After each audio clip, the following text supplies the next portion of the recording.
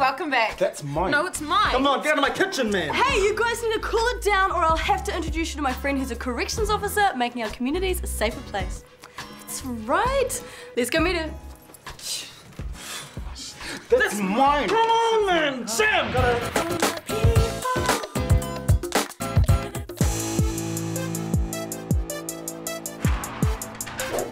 In New Zealand, over 10,000 people are sentenced to prison every year. These are people that have come from situations or homes that have let them down, people that have done wrong. Today we meet some of those responsible for their care and rehabilitation as corrections officers.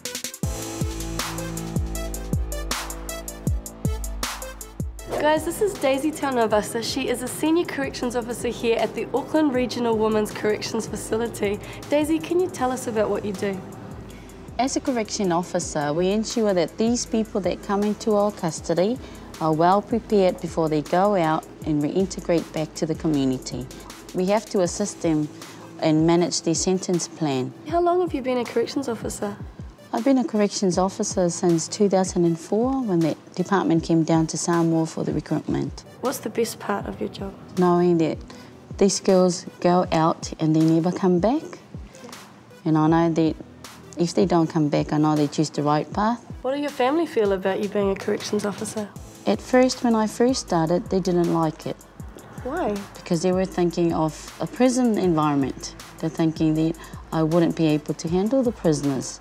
But when I walk in the job, I find that this is where I want to be. You're working in an environment where there's so many sad stories. How do you stay positive? These people are sent in here as punishment, but not to be punished.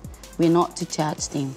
We're just going to help them move on with their life and be safe while they're in our custody. Do you see many inmates come back? Yes, we can't change everyone's life, but if we make a difference and assist them, I'm sure we can help them. And that makes it worth it? That makes it a good correction officer. What's the hardest thing to deal with?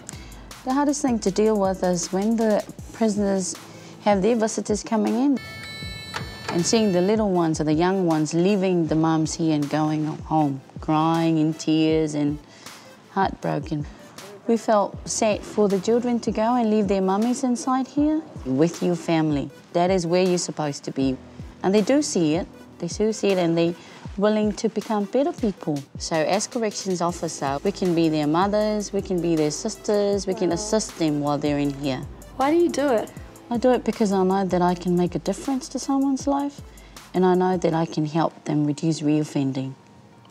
Sounds challenging. Do you mind if we come and experience some of your day? Of course we can.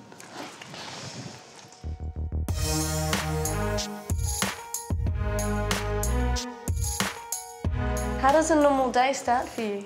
Our normal shift on the daytime, we're going to make sure that all the prisoners are accounted for. Oh, yeah? And after that, when we unlock them, we'll make sure that they tidy their beds and we do inspect their cells. And they'll be coming over here and have their breakfast.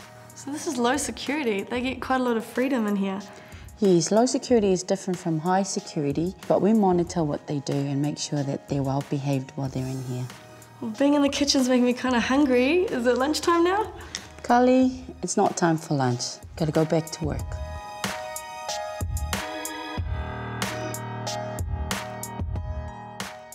So this is high security. How is it different to the low security area? And the low security area is really different from here because when these prisoners required to attend their programs, they have to be escorted. So you've always got a guard on you? Yes.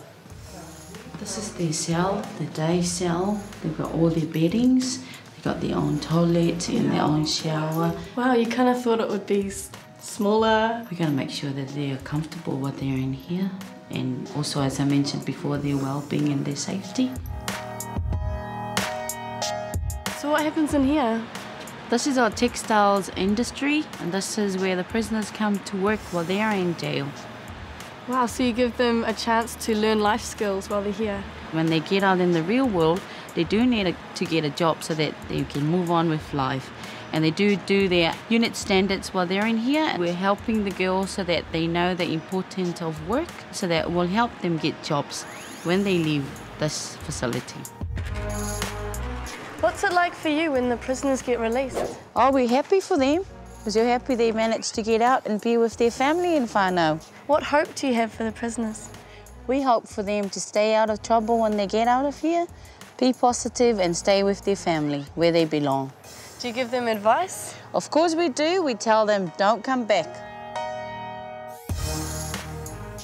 It's not an easy job, but it is most definitely challenging and important, where lives are changed for the better and our communities made safer. Thank you to Daisy and everyone here. If you want to find out more info, check out the website below. We'll see you later. It needs more fire. Hey, it's prize time, and today you can win a PBS puffer vest to keep you warm over winter. And this signed copy of Billy TK Jr.'s album. All you have to do to win is log onto the website and answer this simple question. What opera is our costume designer currently working on? You'll meet her after the break. And Billy TK Jr. is here at the Fale. Fire!